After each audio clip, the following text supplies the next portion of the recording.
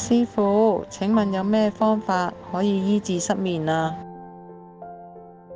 失眠嘅原因係非常之多，不外乎身體虛弱、體力透支、工作壓力、神經衰弱等等。打坐可以促使到血液循環，令到人哋精神充沛、心平氣和，調理身心嘅疾病最有功效。打坐期間呢，失眠嘅情況亦會反反覆覆，一定要堅持落去，唔可以中斷。經過1年半載就會精神奕奕，食慾增加，唔再失眠。打坐就係醫治失眠嘅最佳方法。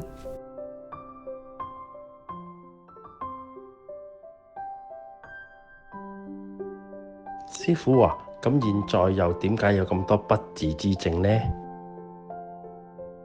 根據佛教嘅觀點，與因果業力有關，但從另一個角度嚟睇，係基於病從口入、煩惱同埋憂鬱等等嘅情緒所致。有一位醫生就話俾師傅聽，由於現今嘅禽畜需求量大，為咗滿足供求而改用化學飼料餵飼。此外，賣唔出嘅豬、馬、牛、羊等等嘅肉類亦加工製成飼料。禽畜食咗化學飼料之後，抵抗力就減弱，好容易生唔同嘅疾病。專家亦發現佢哋體內積聚咗好多嘅毒素同埋致癌物質。人食咗呢啲禽畜之後，就將啲毒素就吸收啦，自然亦會產生毛病，所以癌症個案不斷增加。其次，濫用農藥化肥，破壞生態環境，最終嘅受害者就係人類。再者，心理因素嘅影響，科學實驗證明，人受咗憤怒、煩惱同埋憂鬱等等嘅情緒刺激，體內就會分泌一啲有害化學嘅物質，久而久之，自然就會引發疾病。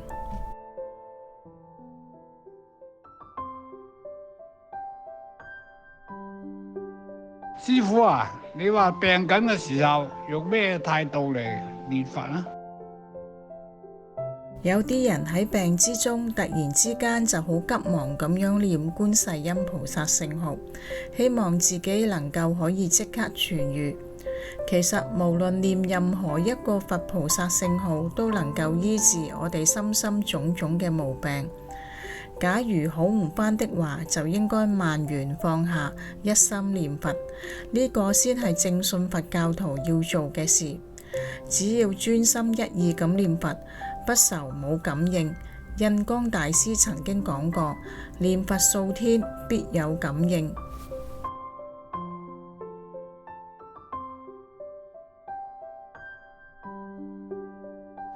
師傅啊，我想請問，父母多病啊，點樣能夠有辦法令到佢哋增多啲福慧呢？修福培德，多作好事，回向俾父母嘅健康長壽，有時效果都唔大，因為佛教係基於因緣，有好嘅因就有好嘅緣。雖然自己多修福培德，但係父母就好多時做惡事，咁樣就唔能夠轉變佢哋嘅惡運啦。父母同子女要互相配合，你修福培德，父母亦要多行善事，功效先至顯著。有人做好事，點解唔得到好報呢？因為好事做得少，壞事做得多。例如殺生，一般人認為牲畜就係人嘅一刀菜，而將佢哋濫殺。一邊殺生就一邊做善事，唔覺得殺生係恐怖，咁樣點可以改變命運呢？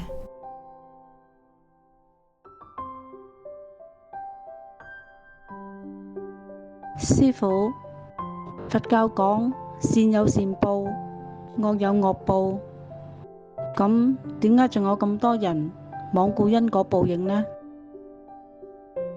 因果報應係好複雜嘅，羅漢知道得少，菩薩知道亦唔多，唯有佛先至能夠無遺漏。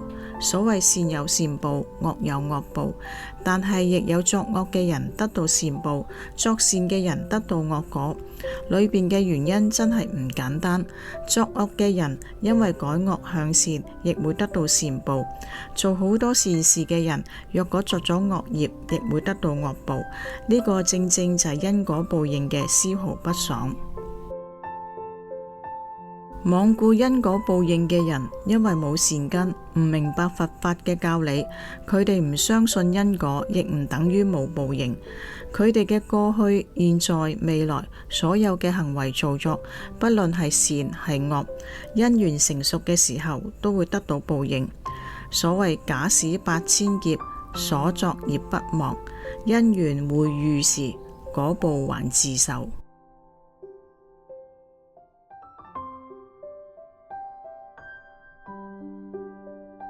師父啊，有人話做事要用心去做，唔好執着而去做，咁樣點樣先算係用心去做呢？佛教要我哋看破放下，唔好執着，呢個係我哋需要嘅工作咩？因為咁樣，好多非佛教徒就誤會佛教係消極嘅，做事唔夠認真。事實上，我哋都要工作，要比其他人更加認真同埋努力。假戲真唱，假使成功亦唔會高興，失敗亦唔會傷心，發財亦唔會歡喜，破財亦唔會傷心。要真正了解呢個道理，必須努力研究佛法，先至可以達到目的。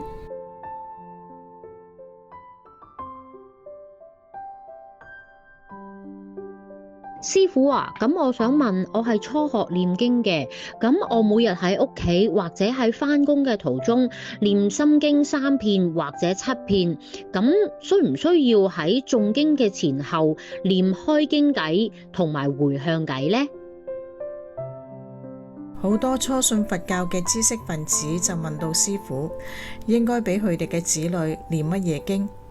師父就講到啦，乜嘢經都唔需要念，首先要學做人，然後先至去學佛，研究點解會有人生，點解會有世界，點解會有痛苦煩惱，真正明白人生嘅真理，功德比念經仲要大。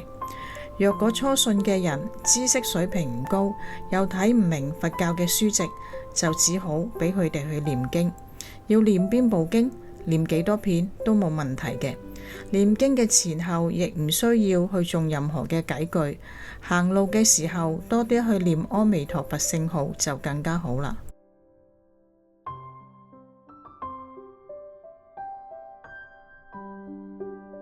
請問法師，生命嘅意義係咩呢？生命係乜嘢？生命就係粥、麵、飯菜等等，食咗喺我哋個肚裏邊之後，我哋就成為皮肉筋骨。生命係水，飲咗喺肚裏邊就成為眼淚、尿液、汗水、膿血等等。生命就係火，身體裏邊嘅溫暖燥熱調節得適中。生命就係風，外邊嘅氧氣俾我哋透過呼吸繼續生存。你問生命係乜嘢？就係地水火風4大組合而成，4大分散，生命就冇啦。究竟精子、卵子裏邊有冇生命呢？呢個係一條非常深奧嘅問題。身體有來去，知覺性就冇來去。思想認為有生命就有，思想認為冇生命就冇。師父有4句話就講到：宇宙萬有從思想生，分別停止，一切皆空。思想一轉，轉左就係有，轉右就係冇。究竟生死有冇呢？你認為有就有，你認為冇就冇。小乘嘅修行人，佢哋先依5停心觀止呢個嘅亂心，後以4念住，又稱之為4念處，以法觀慧。4念住，第一就係身念住，身體就係父母所生，內外都係充滿污垢嘅，冇淨處，所以觀身不淨。第二受念住，苦樂都係感受，苦樂係從受嘅因緣而生，所以觀受是苦。第三，心念住，心就係為第六意識，念念生滅，冇呢個常住不變，所以觀心無常。第四，法念住，法就係指宇宙萬有嘅本身都係冇自性，所以觀法無我。佛教有講，粗言及細語皆歸第一義。舉個例子，陶醉戀愛嘅男女都好快樂，後嚟就鬧交分手，變成食唔落瞓唔着，對任何嘅事都提唔起興趣，甚至生起自殺嘅念頭。點解呢？思想作怪。所以談戀愛係無上嘅佛法。你認為有受，呢個就係有；你認為冇就係冇。呢個並唔係思想作怪咩？呢個就放唔低啦。靈驗經就講，狂心頓歇，歇即菩提。所以我哋要多啲去研究佛法，明白宇宙萬有都係空假，當下就會放下自在啦。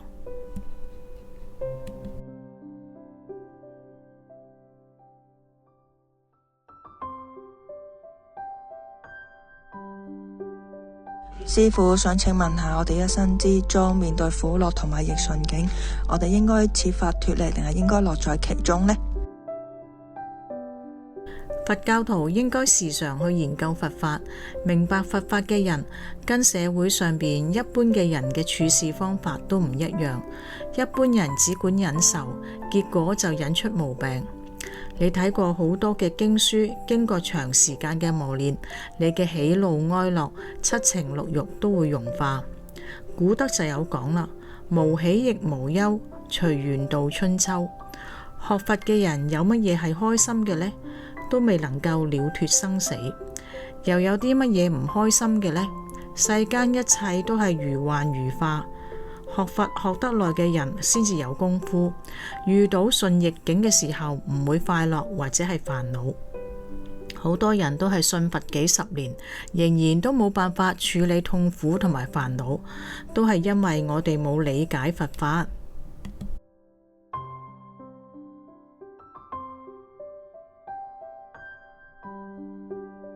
師父啊，如果將佛法融入生活入邊，但自己嘅言行舉止又違反咗佛法，短時間之內又好難改過自身，令到個心唔舒服，咁應該點算呢？學習佛法就係必須要循序漸進，唔能夠一步登天，太快會發生偏差。恆常咁樣聽聞佛法，閱讀佛經，參加一啲佛教嘅活動，或者與一啲嘅佛教徒嚟來往，時間耐咗就潛移默化，將一啲嘅陋習就轉重成輕，將佛教嘅清淨生活轉生成熟。更加要注意身口意三業，即係身不殺生、不偷盜、不邪淫。口就不妄言、不異語、不良舌、不惡口；意就不貪欲、不瞋恚、不邪見。統稱叫做十善業道，係大乘佛教修持嘅基本條件。持戒能夠規範人嘅言行同埋品性。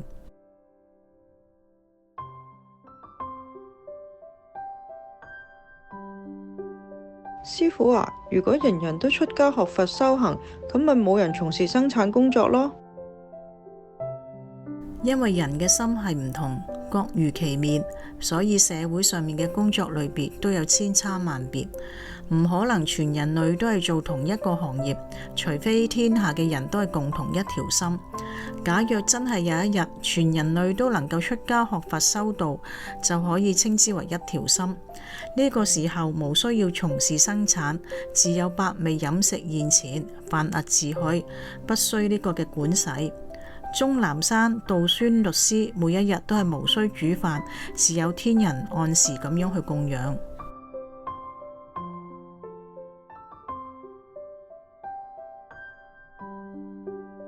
師父啊，我係佛弟子，讀觀世音菩薩普門品1年有多，但係有啲義理唔係好明。請問火不能燒，水不能漂，點解呢？普門品所講嘅火不能燒嘅火，唔同一般嘅外火，而係指內火，即係親心火。所謂一念親心起，百萬障門開。水唔能夠漂嘅水就係指內水，即係貪欲。若果念誦普門品，就唔會起親心同埋貪欲心，即係唔會被親火所燒同埋貪欲心所害。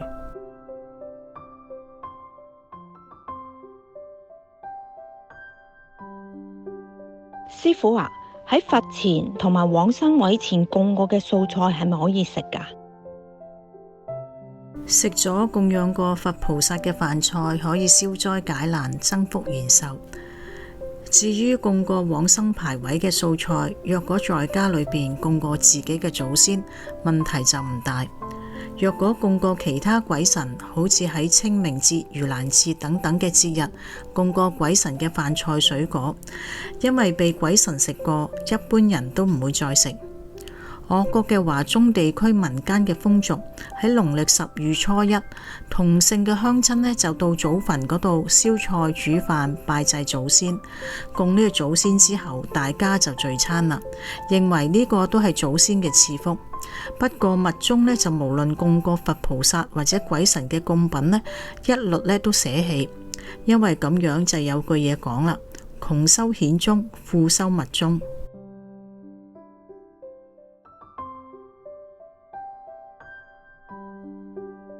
師父啊，有啲人咧學佛學耐咗咧，對佛法咧都有一定嘅認識，但係咧就越嚟越驕傲喎。咁其實咁樣係咪犯咗戒嘅咧？學佛嘅人起傲慢心，並唔係犯戒。學佛有4個步序：信、解、行、證。古德就有講啦。有解無行，增加我哋嘅邪見；有行無解，就增加我哋嘅無明。可想而知，呢一類人只係理解佛法，並唔能夠實踐，行持唔夠所引發嘅毛病。解就譬如火，行就譬如水。若水小火大，火就向上冒，形成狂慧，容易就生起傲慢心。佛教首要實行嘅就係無我，修道嘅目的就係要修到無我。既然係無我，就唔會生起呢個我慢嘅心，因此修學佛法係需要解行並重。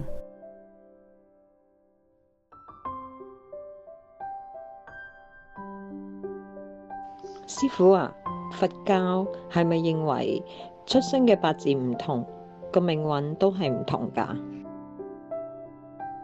出生嘅八字與命運係有關係，否則唔會喺中國流行近千年。除咗出生嘅時辰、地域同埋環境因素都要計算在內，亦係時空同埋後天嘅因素。每一個時辰，全球唔知有幾多嬰兒出生。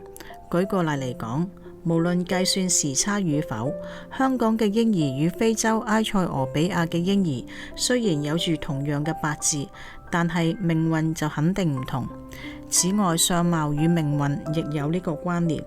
我哋信佛同埋多行善業係可以改變命運，所以佛教係不定命論。